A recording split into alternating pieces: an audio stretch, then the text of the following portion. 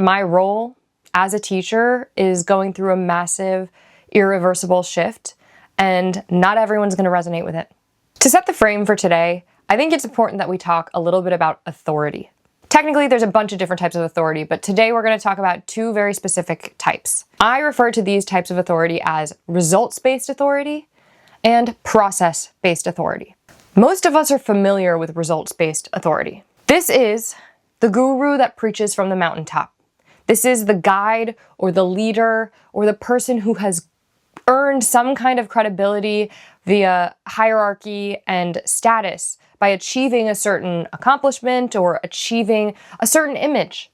And they preserve that image through control, through shaping narrative, and through selective sharing. We all know that people who are leaders are actually humans at the end of the day, but they choose to share certain things with you so you view them as superhuman beings who are better than you, or wiser than you, or more intelligent than you, or above you, so that you can feel held and safe in their presence and guided by them. Now, there's a place developmentally for this. I'm not criticizing anyone who seeks out leadership in this form. Think of us as children. We need to see our parents as superhuman beings. I definitely did not see my parents as humans, as flawed individuals until I was at a certain age when I could handle that reality, that sobering reality that the people that are supposed to be the ones to protect you and to be sort of your heroes are not, in fact, actually heroes. That's a sobering reality, and you need a certain amount of capacity for truth to metabolize that. It makes you feel more vulnerable. It makes the world feel less certain. Results-based authority can only operate when we view growth as a means to an end. When we are perpetually seeking to get somewhere, when we think we're growing or we're healing so that we can become this final godlike version of ourselves. It's very aligned with capitalism. It's very aligned with the way that our world is designed right now. The problem with it, growth is not in fact a means to an end, but an ongoing process that literally never stops. For as long as we are alive, and possibly even after we die, we're on this never-ending journey of growth. Because we learn as we're climbing, when we get to the place that looked like the peak from whatever time ago we were standing down towards the bottom, you realize there's another peak behind it, and then another one, and another one. You get to the peak and then you fall into a crack, and then you land on your ass and you cut yourself and you cry and you break down and you have to reorient yourself and you have to learn how to breathe at new altitudes. It's always meeting the next layer. There is no end.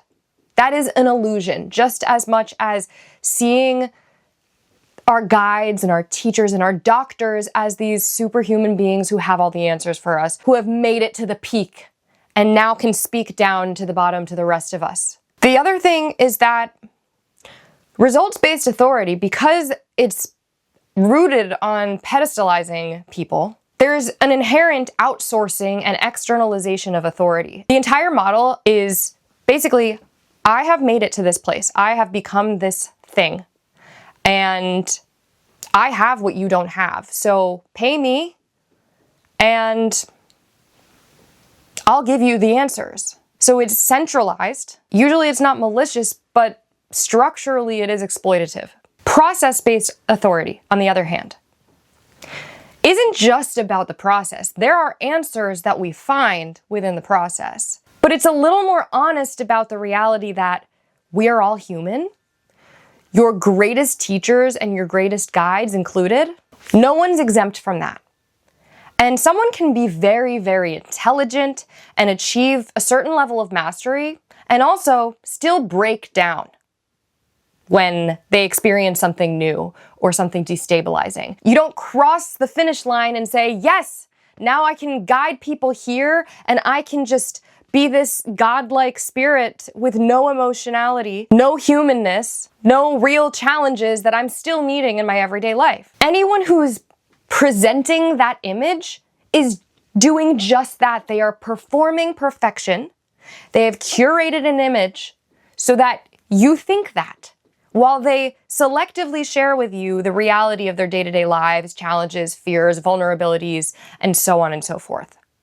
This is also why we find a lot of information about public figures people who we praise and admire later to find out that they're actually not the best people behind the scenes, or just different than we imagine, or we meet them and we're like, you're actually very human. And it's kind of disorienting, kind of disillusioning. I don't think society has allowed people to actually embrace our humanity, like, ever, really. And while there may be more of a doubling down on illusion and image in certain parts of the world and within certain demographics right now, there's also an emerging wave of people absolutely craving authentic, vulnerable leadership.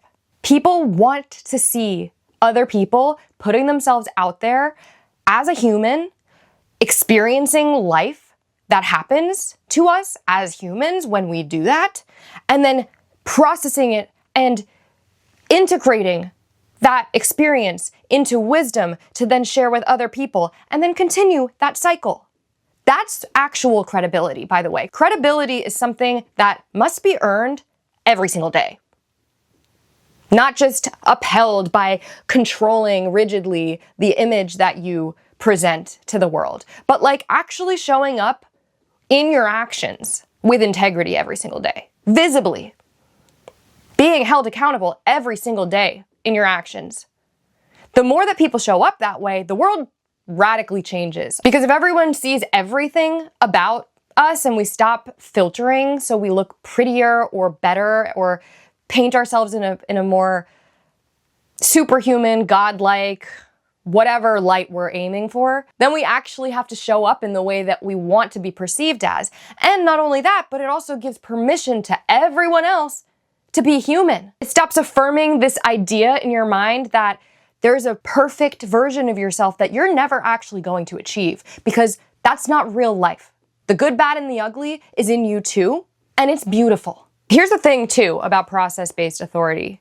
Some days I am going to tell you what I've learned. I'm going to post a video where I'm just talking about a framework. And it's lived, it's earned, it's real, it's not just theoretical. I'll probably reference videos that you can find on my channel where I actually drew that information from.